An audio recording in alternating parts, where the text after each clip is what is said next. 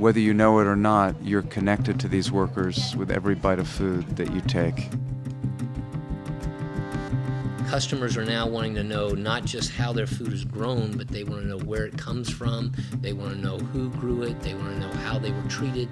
They want to know more about their food, and we're tapping into that movement and that energy that's out there in the marketplace. The whole fair trade movement is very important to me because it's the one more piece in the organic and natural food community that feels like it was missing. Even though we're in the early stages of this movement, there's still a lot that consumers can do and businesses can do to work towards justice for farm workers. Student Action with Farm Workers works on multi-levels to try to change conditions for farm workers. We understand that there's some real systemic problems with regards to why farm workers are the least paid, least protected workers in the country. Historically, students have played a very powerful role in the food movement. There's nearly 4,187 college campuses in the country. They source over $4 billion in food a year. And so we launched a campaign to shift the values in food sourcing across the University of California. And that goal would effectively shift over $1 billion of how food is sourced in this country. One of our main strategies up to this point has been to use the place that we have as the target market or the main consumers of, for example, the fast food industry and now the food service provider industry. We're in a place where these corporations at the end of the day have to listen to what we say as students and as young people because they depend on us for their profits. The Agricultural Justice Project is a set of standards that can be used to certify fair working conditions for farm workers and at the same time also certify that the relationship between the farmer and the buyer is fair as well. Even if they've never heard of Food Alliance, eaters and buyers are clamoring for something that provides that transparency about environmental practices and about labor practices on the farms that produce their food. We have also been helping to create a domestic fair trade association, which is historically unique. So we're building on the success of the international fair trade issues in terms of customers are now becoming accustomed to looking at, okay, where does my coffee come from? But there is no opportunity for farmers or customers currently at a broad level for them to say, what about here? What about America? How about farmers here? How about workers here? I would pay extra for the fair trade because it brings a value to the food that is important to my family. Nuestro propósito básico es mejorar las condiciones en las que vivimos y trabajamos en la industria agrícola, especialmente la industria del tomate en el estado de la Florida y todo lo que es la costa este, desde Florida hasta Pensilvania.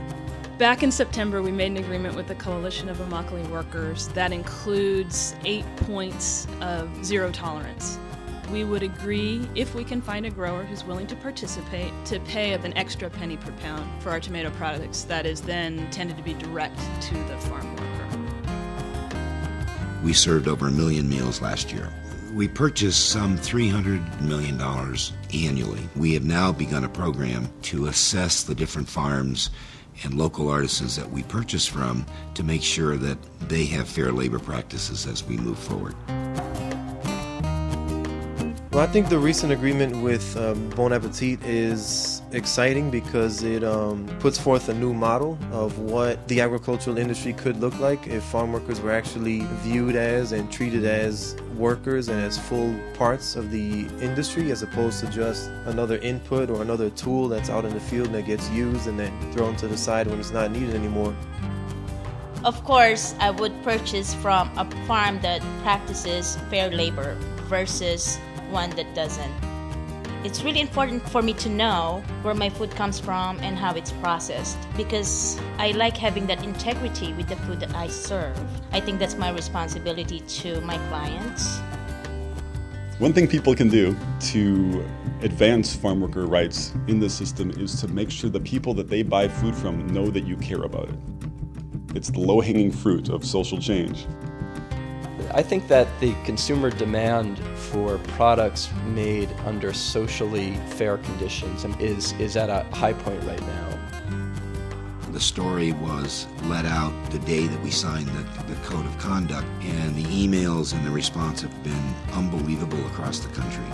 I would say there's a business case for offering socially responsible products. I was in Oregon last week, and sure enough, one of our cherry growers has a Food Alliance certification. And so to me, I'm like, well, fantastic, put that guy on the top of the stack.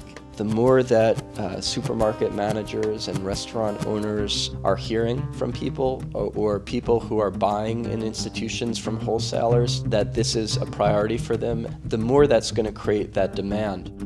Tenemos que crear alianzas. No queremos que el consumidor piense, oh, pobrecitos pequeños productores, oh, pobrecitos trabajadores, vamos a ayudarles. No, señores, no vamos a ayudarles. Vamos a trabajar juntos para cambiar esta industria, para cambiar la producción agrícola. When we know that this tomato or this cucumber is coming from a farm that enslaved laborers, as a person and as a chef, I would think twice before putting that on my plate, because it is the backbone of America. I have hope, because if we were told you can't have organic agriculture and it will never happen and the government would never accept it, and we managed to pull that off collectively, I think we can pull this off as well. Tenemos que poner en práctica esta ecuación matemática que creamos en Immokalee, que es C más C igual a C, que es conciencia más compromiso para crear el cambio. Farm workers are not voices. We are the experts on what we do and what we suffer, and we are going to change them. We invite people to be our allies, not our saviors. I want to see the day when the food is not being produced with shame. We don't have to perpetuate the oppression. We can be a part of trying to change the oppression. At the end of the day, it's about education and making that connection with those customers that are ready to take that step. We just want people to be certain that this change will happen, and they have an opportunity to be part of history. So when you hear the word farm worker, what's the first thing that comes to mind? Friendly. Immokalee. A lot of respect for the land. Tomatoes. Hard work. Poor. Suffering. I'm so thankful for those people that are bringing really delicious food to my household, because I know how hard the work is. Open. History that connects you to your roots and who you are. Exploited. Hard labor.